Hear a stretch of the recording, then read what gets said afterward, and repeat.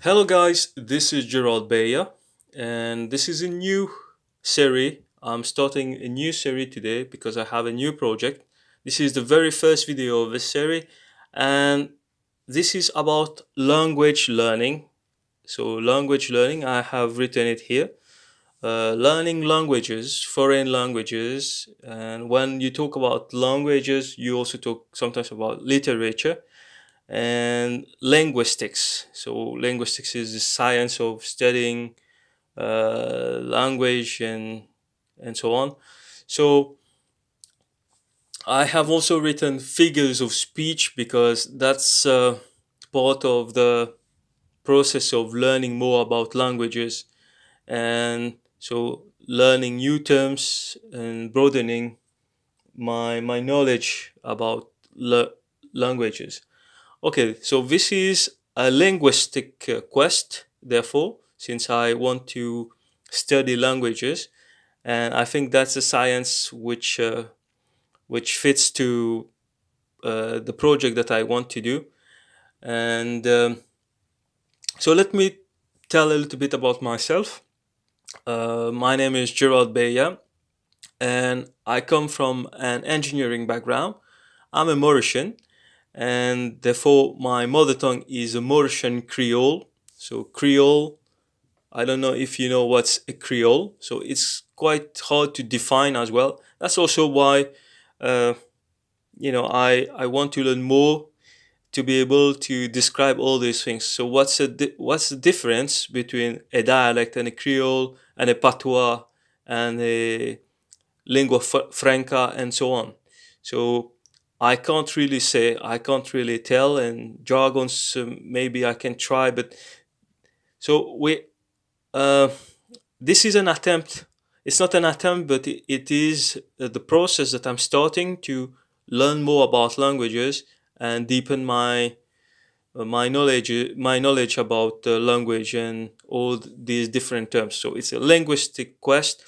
So I have been speaking French and English, learning these two languages simultaneously, sorry, from a very early age, from primary school, from kindergarten. And so, if you know Mauritius is a former British and French colony.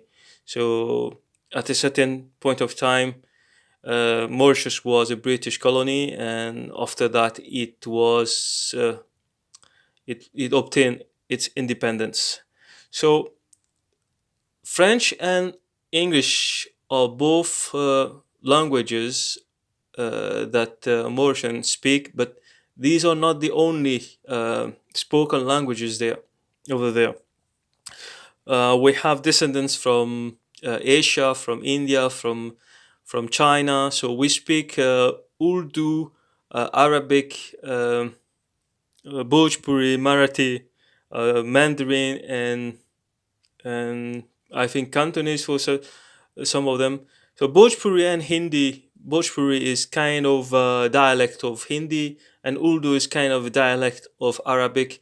And you have Chinese, which is Mandarin, and Cantonese. There are a lot of dialects and so on. So, uh, which means that Mauritius is very pluricultural. We have a lot of different kind of cultures, and so it's a big blend of cultures, so of colors, of skin colors, and well, that's where I'm from. I'm from Mauritius, and about to, about my will to learn new languages and to learn more about it. So I'll come to my studies. So I was studying French and English at school from a very early age, and after that, of course, there were classes, Oriental language classes, which I was not really allowed to attend, but at certain occasions I was allowed to do it, and I started to pick up uh, on this language. And for example, Hindi, I was able to say certain things. For example, My name is Mera Naam, and Kya Tera Naam, what's your name? And Kya Bolo, or Kya Hai? Uh, so some expressions that are very useful for a very basic conversation. And on top of that, I was very fond of Indian movies and of the movie songs and so on. So the themes, the movie songs here, the themes of movies, Indian movies.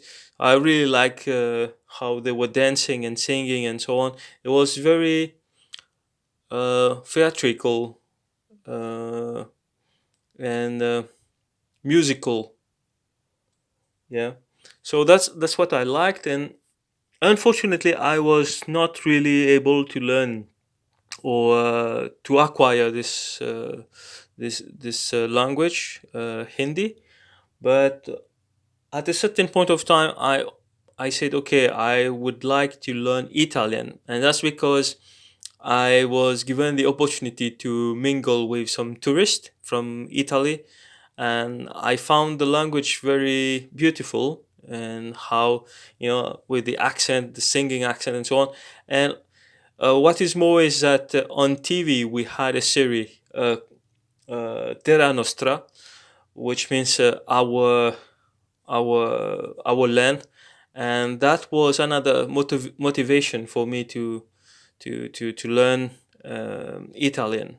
And of course, Italian girls are very beautiful. At least when I watched the movie or the series, so I saw how beautiful these actresses were. And so, but I was on my own, and I didn't have the right environment to learn this language, and so which hindered myself quite a lot. This hindered me from achieving my aim of acquiring the Italian language. And when I was at high school level, when I was in high school, then I started to get more interested into Spanish language. That's because there were a lot of popular songs in Spanish, and that was interesting, and it sounded quite cool, to say comprendo, entiendo, un bailamos, un don't so things like this. So I got a big interest for that language as well, but of course I didn't have the right motivation, and it was not something. It was not a real passion. It was an interest, and it was not fueled as it was needed. And later on, I got an interest for Russian language, and I had some private lessons, and I bought books. I tried to make it as serious as possible, but that was also in vain because I stopped learning it because I had other priorities in my life. And so when I went in my tertiary, I went to do my tertiary studies. So I went from, basically I was all the time in an English educational system, and then I shifted to a French educational system. So that was also very interesting because maths were all my life in English, and now I was studying math in French. But that was also a very nice thing because it gave me some new challenges and gave me new perspectives, let's say. So let's come back to Creole. So Creole is very close to French, and it sounds a lot like French. And sometimes people say it's a broken French, and some people say that Mauritian Creole is a lingua franca because it's the language spoken by the local. because it didn't. They came from different countries, places, continents, even, and so they were not able to speak the language that their masters were speaking. For example, on sugar states, they were speaking in French and so on. So they were able to learn new words, and they try to repeat what they were hearing probably. And since Indian descendants were not able to communicate with the African descendants, and so they had to find a new language. So lingua franca. So that's a language of communication, let's say, and that's how I guess that the language evolved. And of course, for the masters, for the big bosses at that time, because it was a in the colonization period. So we had the governors from the UK and so on ruling on the island, and so they also had to make an effort to speak these languages.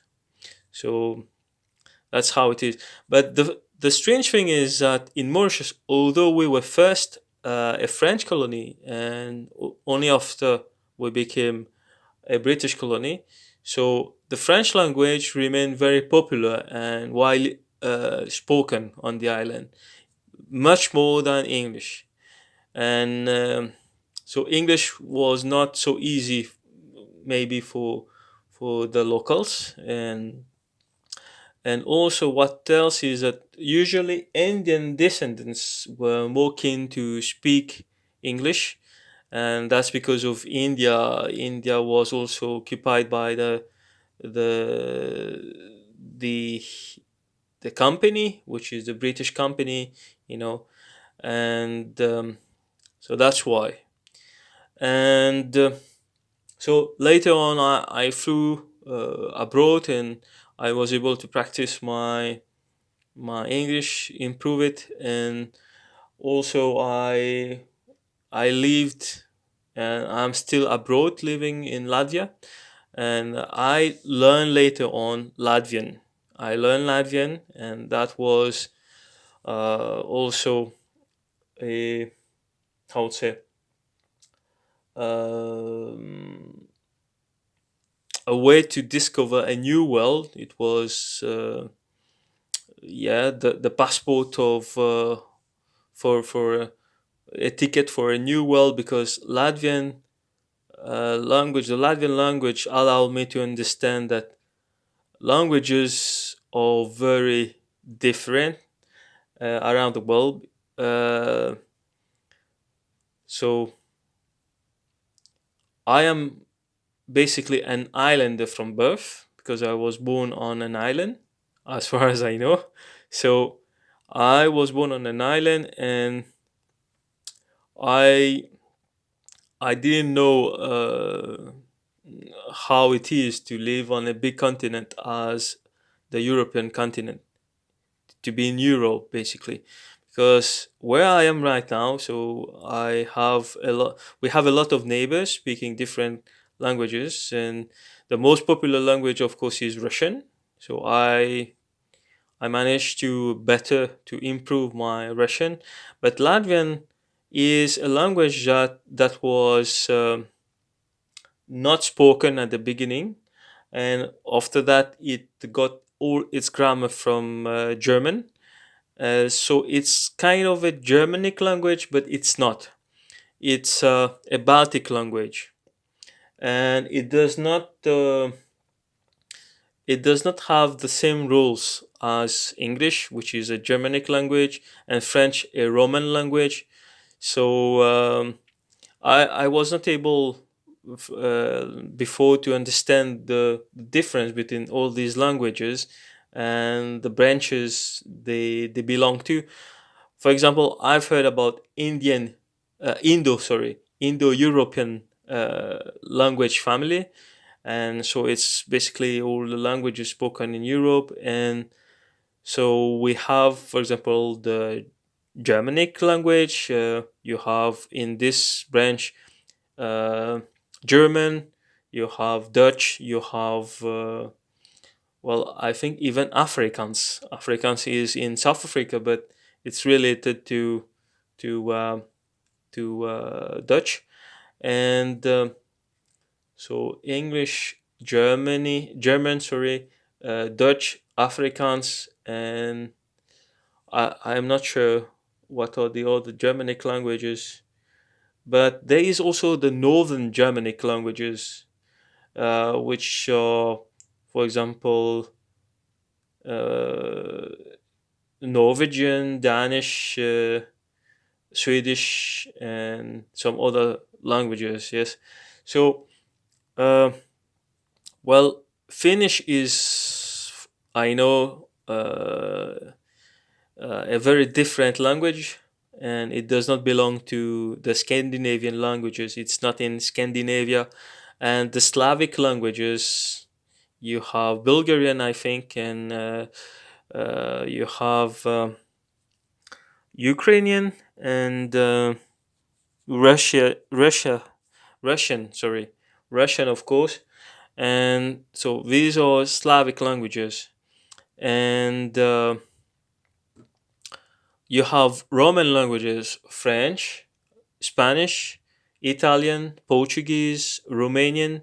So all these are Roman, Roman languages, and so that's how it is. So these are not Oriental languages. Oriental languages will be more like Chinese, Arabic, and so on.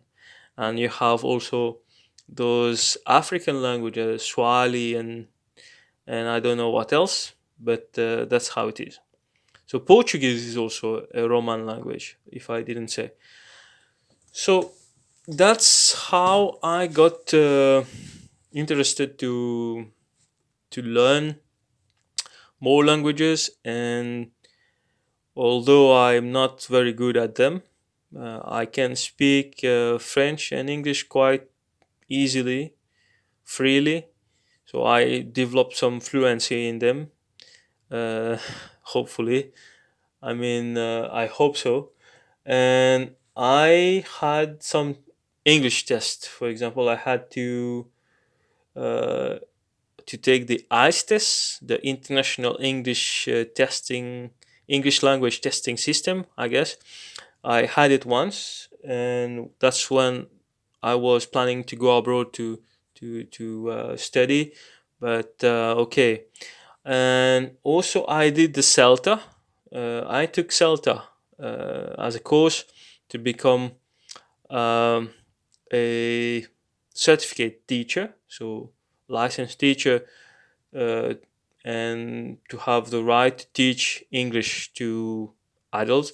So CELTA, CELTA